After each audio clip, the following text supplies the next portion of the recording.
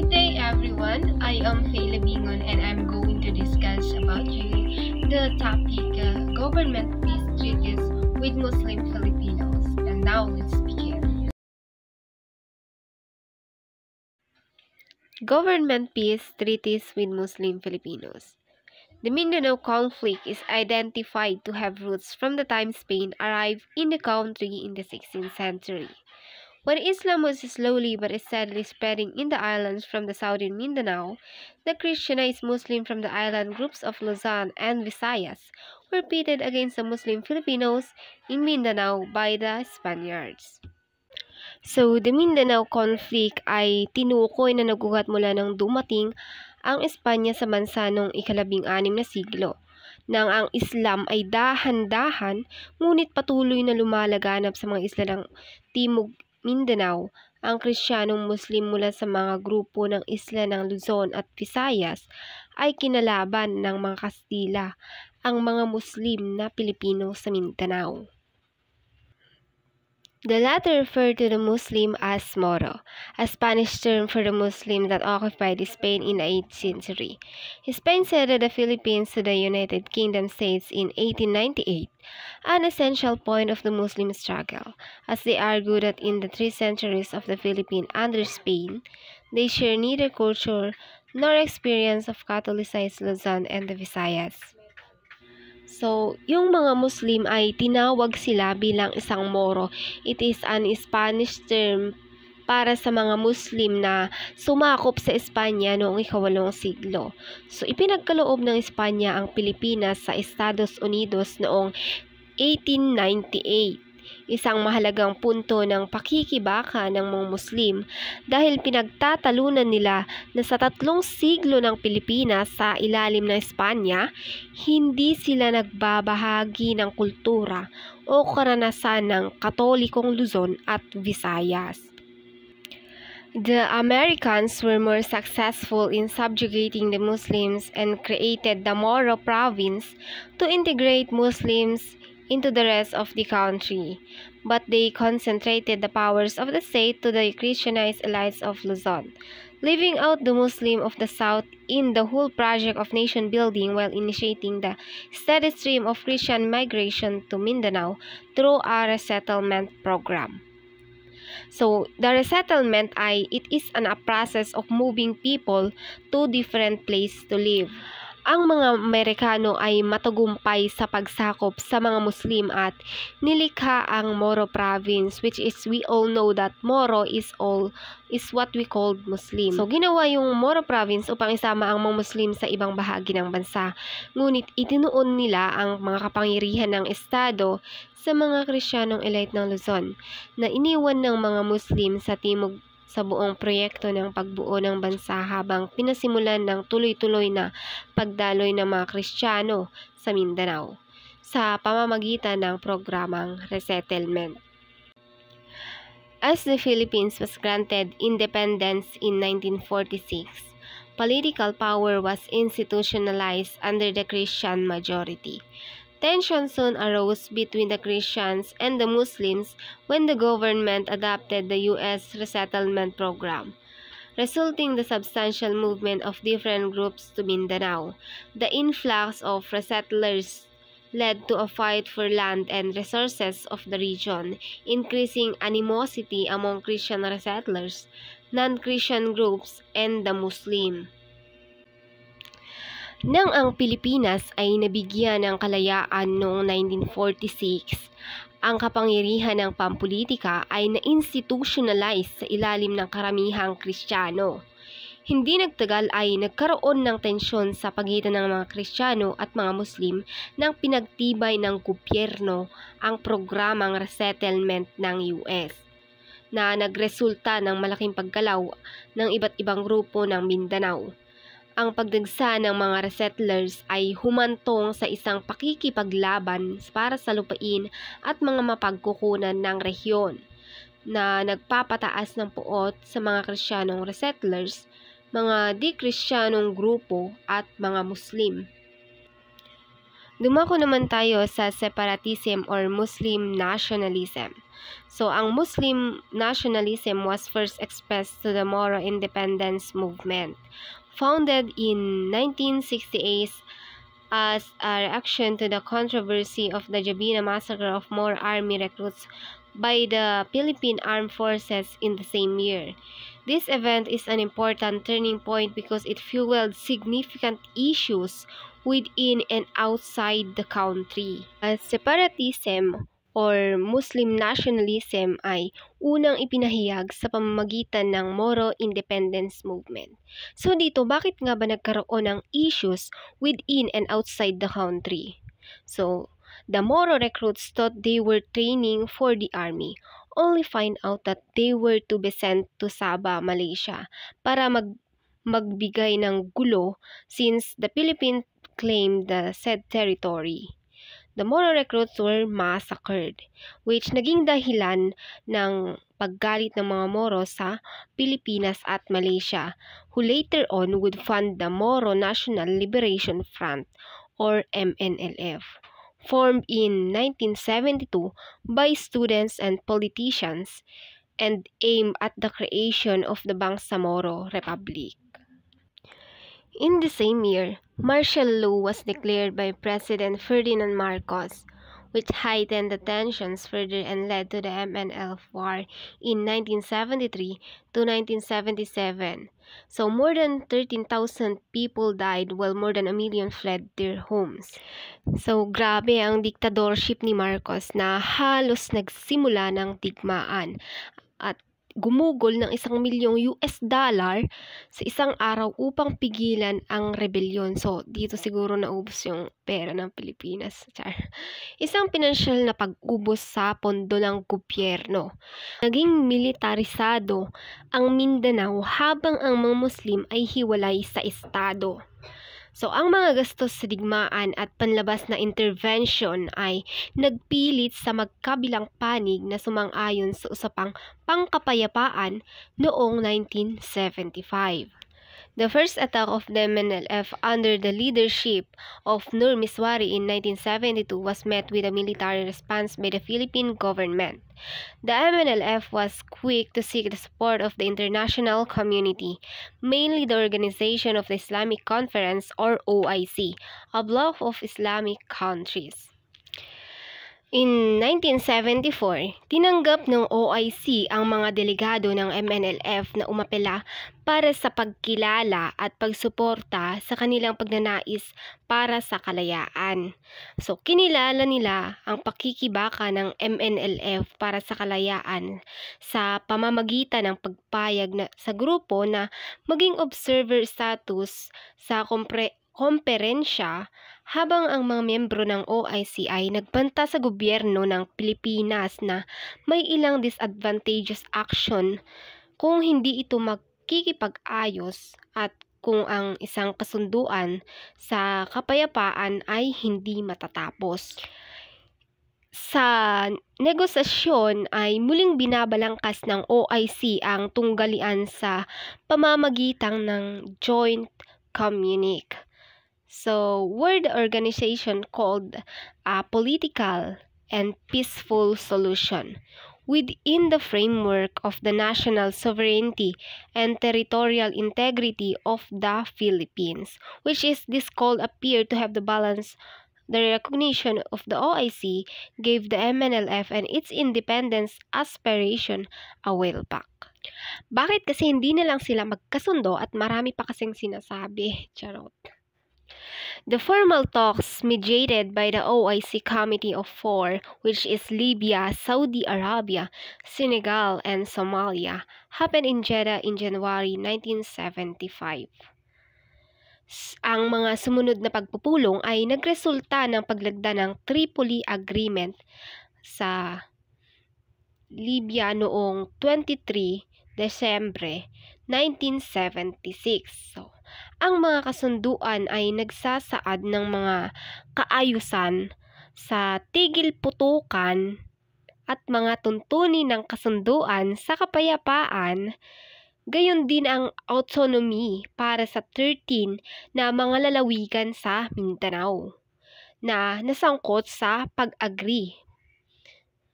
Mabilis na nalutas ang kasunduan dahil hindi sumang-ayon ang mga partido sa pagpapatupad. So, iginiit ng gobyerno ang isang referendum upang gawing legitimate ang katayuan ng autonomy na bigyang kahulugan ng MNLF bilang hindi kailangan. So, the plebiscite ay nagtulak at hindi lamang isa, ngunit dalawang autonomous na rehiyon ang nilikha. Tinanggihan ng MNLF ang kaayusang ito at naulit ang karahasan. Sayang. Ang mga hindi pagkakasundo sa loob ng mismo ng MNLF ay nagresulta ng paglikha ng Moro Islamic Liberation Front, isang breakaway faction na pinamumunuhan ni Hashim Salamat noong 1977. Sana all nagpapasalamat. After the unraveling of the Tripoli Agreement, the MNLF quickly returned to its independence demand. Matapos nga ang paglutas ng Tripoli Agreement, ang MNLF ay mabilis na bumalik sa kanilang mga kahilingan sa kalayaan. In Philippines in 1970s and 1980s, was experiencing massive political turmoil due to the mismanagement of the economy and widespread corruption by President Marcos and his cronies. Grabe naman! The government had to deal not just with the Muslim insurgency, but also the communist uprising, which grew as the resistance to the authoritarian regime rose in tempo. So, dumaranas ng matinding kaguluhan sa politika dahil sa maling pamamahala ng ekonomiya at malawakang katiwalian ni Pangulong Marcos. So, kinakailangan ng gobyerno na harapin hindi lamang sa insurhensya ng Muslim, kundi pati na rin ng pag-aalsa ng komunista na lumago habang ang paglaban ng authoritarian na rehimen ay tumaas ng mabilis. Noong mapatalsik si Marcos, isang bagong demokratikong pamahalaan ang pinasimulan at si Pangulong Corazon Aquino ay naluklok sa kapangyarihan. Ang kaganapang ito ay nagbigay ng open para sa usapang pangkapayapaan na ipinagkatuloy. Ang OIC ay namagitan para sa isa pang kasunduan pangkapayapaan, ang Jeddah Accord, na nilagdaan noong 1987. So, once the MNLF accepted the autonomy, however, iginiit ng isang opisyal ng MNLF na 3 beses silang na-pressure ng OIC na nakipag-usap sa gobyerno at ayaw nilang tanggapin ang autonomy deal. However, challenges to the implementation persisted. The MNLF disputed President Aquino's intent to create autonomous region for Muslim Mindanao or tinatawag nila itong ARMM by including it in the country's new constitution. They argued that the basis for the autonomy should be the Tripoli Agreement and not the new constitution. The signing of the Jeddah Accord also further alienated the MILF, since they were not included in the talks. The OIC proceeded with its mediation of the peace talks with a new president elected in 1992, Fidel V. Ramos. The OIC Committee of 6 new included Bangladesh and Indonesia, with the latter taking the leadership role. So, ang OIC ay nagpatuloy sa pamamagitan nito sa usapang pangkapayapaan sa isang bagong pangulo na nahalal noong 1992. So, pangatlong pangulo na to sa hindi pagkakaunawaan nito. 4 rounds of talks from October 1993 to August 1996 resulted in the signing of the Final Peace Agreement or FPA on September 2, 1996. It created the Southern Philippine Council for Peace and Development or SPCPD as a provisional autonomous government of the ARMM, which included the 13 provinces in the Tripoli Agreement. So, sa pang-apat na pag-ikot ng usapan ay nagresulta na ng paglagda ng Final Peace Agreement. So, sa wakas, may agreement na talaga. Nilikha nito ang SPCD bilang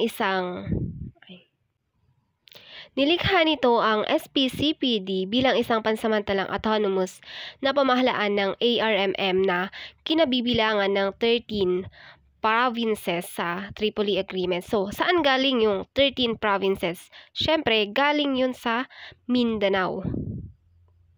Pagkatapos ng Tripoli Agreement, nabuo yung two phases for the implementation of the agreement. Number 1, the establishment of the SPCPD, the creation of the Special Zone of Peace and Development, and the Consultative Assembly. Number 2, a referendum to determine the establishment of a new autonomous government in Mindanao. The peace talks with the MNLF finally ended after almost 2 decades. However, the agreements signed during this period of unmediated negotiation were limited to ceasefire agreements and cessations of hostilities. Nagpatuloy din ang mga sagupaan sa pagitan ng mga partido at umabot sa tugatog nito ang mga bagong presidente ng Pilipinas na si Joseph Estrada na nahalal noong 1998 ay nagdeklara ng all-out war laban sa MILF noong Abril 2000. In 2001, the Malaysia was involved sa pamamagitan ng usapang pangkapayapaan sa imbitasyon ni dating Pangulong Gloria Macapagal Arroyo at pagsang-ayon ng MILF. At sinabi rin ni Mohagar Iqbal, tagapangulo ng Peace Panel ng MILF na ang karaniwang kultura at ugali ng Malay sa mga pangunahing manlalaro ay nagpagaan ng pagpapadali at ang papel ng Malaysia ay ginawa itong patuloy na figura sa pagtaas at pagbaba ng kapayapaan. Nonetheless, Malaysia had weak leverage in terms of resources, which was remedied through the International Monitoring Team or IMT, a joint military and civil monitoring group deployed since 2005 and composed of Malaysia, Libya, Brunei, Japan, Norway, and the EU, and the International Contact Group or ICG created in 2009. So the ICG's primary role is to ensure the implementation of mutually agreed approaches and is composed of Japan, United Kingdom, Turkey, and Saudi Arabia with 4 international non-governmental organizations. So, ang pangunahing tungkulin ng ICG ay tiyakin ang pagpapatubad ng mga napagkasundoang diskarte at binubuo ng Japan, United Kingdom, Turkey at Saudi Arabia na may 4 na international na non-governmental na organisasyon. In 2008, the government and the MILF released a joint communique to end the formal talks of the ancestral domain.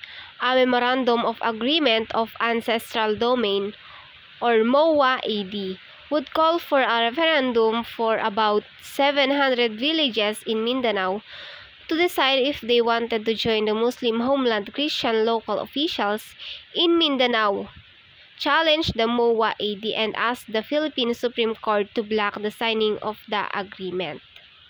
Sa huling bahagi ng taong iyon, idineklara ng Korte Suprema ang MOA-AD na labag sa saligang batas at ilegal, na praktikal na bumasag sa patuloy na usapang pangkapayapaan at bumagsak sa Mindanao sa isang matinding antas ng karahasan na nag-alis ng mahigit 250,000 mamamayan sa rehiyon. Natigil na naman ang usapang pangkapayapaan. In 2010, isang bagong Pangulo ng Pilipinas ang nahalal, si Benigno C. Aquino III, anak ni dating Pangulong Corazon Aquino.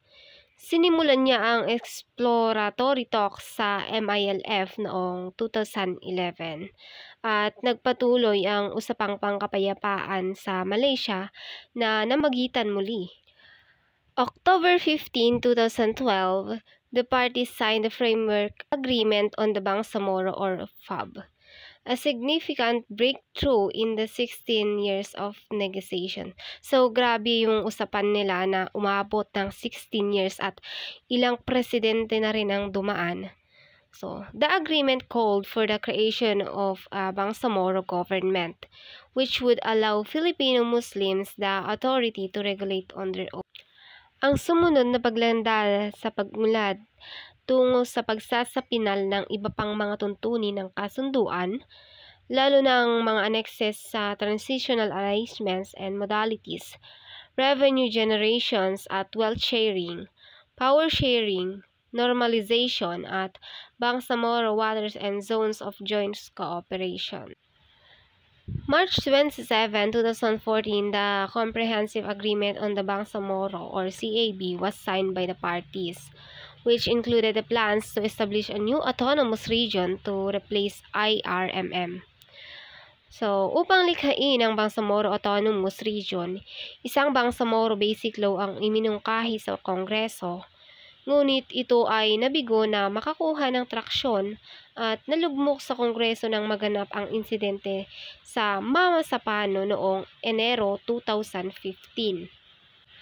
In January 2019, a plebiscite was held to ratify the law or pagtibayin ang batas. So, the ARMM was formally abolished in February 2019. At ang bagong Bangsamoro Autonomous Region in Muslim Mindanao ay inaugurated on March 29, 2019.